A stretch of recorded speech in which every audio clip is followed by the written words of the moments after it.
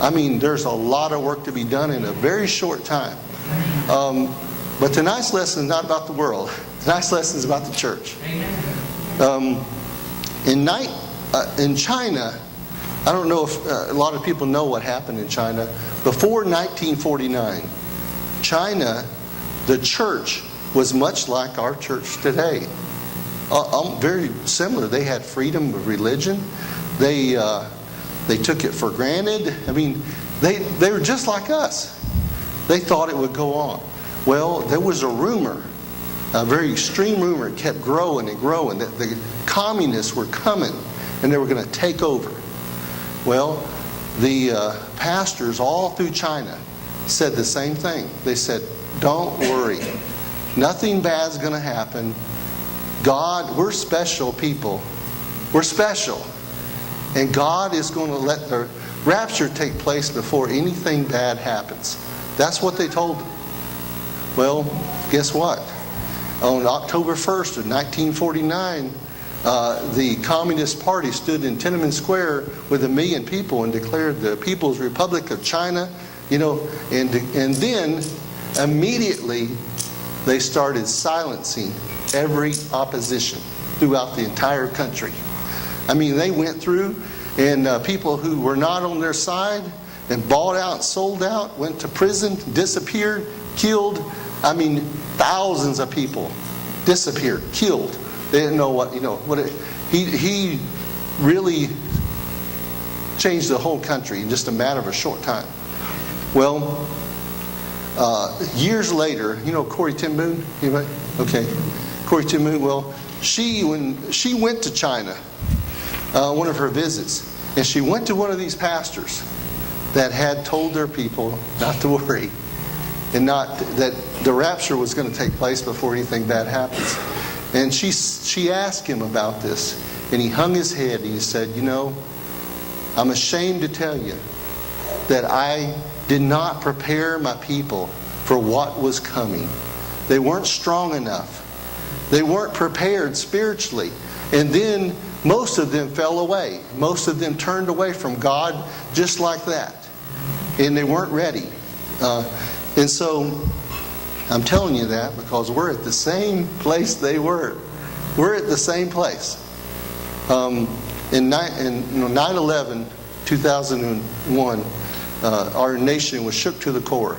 When it's the worst terrorist attack on our soil besides Pearl Harbor that had happened. And so people were shook to the core, and churches were full everywhere across America.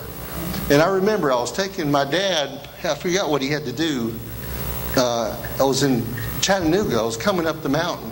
And there was a sign that said, there were signs everywhere across America that said, God bless America. Remember those? Right after 9/11. They were everywhere. Well, when we were driving up the mountain, and my dad looked over and saw one. He said, I wish they'd tear that sign down. I said, Dad, what are you talking about? He says, God bless America. What do you mean, tear it down? He said, what's happening is temporary. Everybody's going to be back in the way they were. That sign shouldn't say God bless America. It should say God forgive America. And I said, Dad, you're right. That's what it needs to say. But he was right. Exactly what he said was right. It lasted, about 3 months? Churches were full. If that, they forgot and they went back up the way they were doing. So that was all temporary. When that happened, I'll tell you this real quickly. This is not part of the lesson, but I'm going to throw this in. Anybody know what a Shemitah year is? Anybody read the Harbinger? Read the Harbinger book?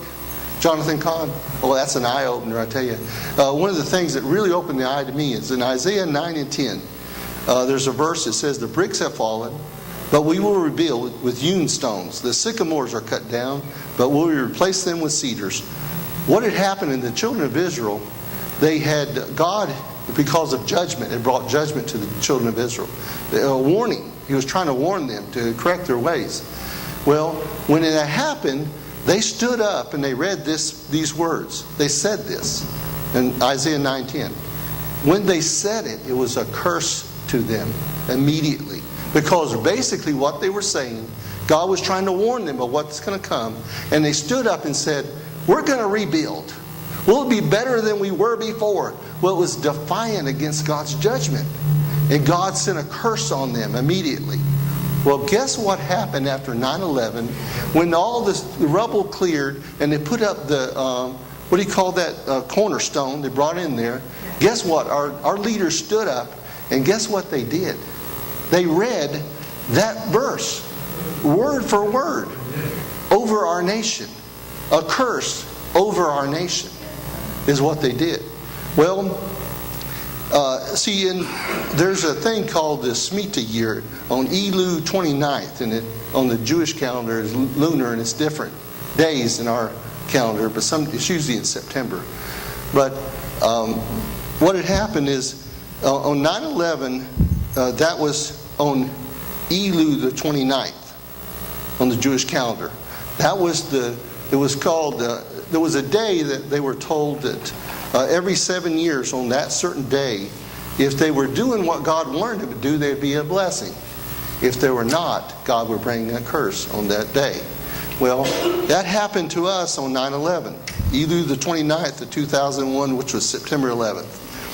Okay, 7 years later, on the next Elul the 29th, 7 years later, the next Shemitah year, landed on the exact day, which was September 29th of 2008. What happened? Our economy collapsed.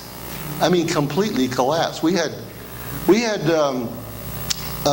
things in place to keep try to keep it from falling completely, but it really collapsed completely in 2008. People don't know that, how severe it was, but it was gone.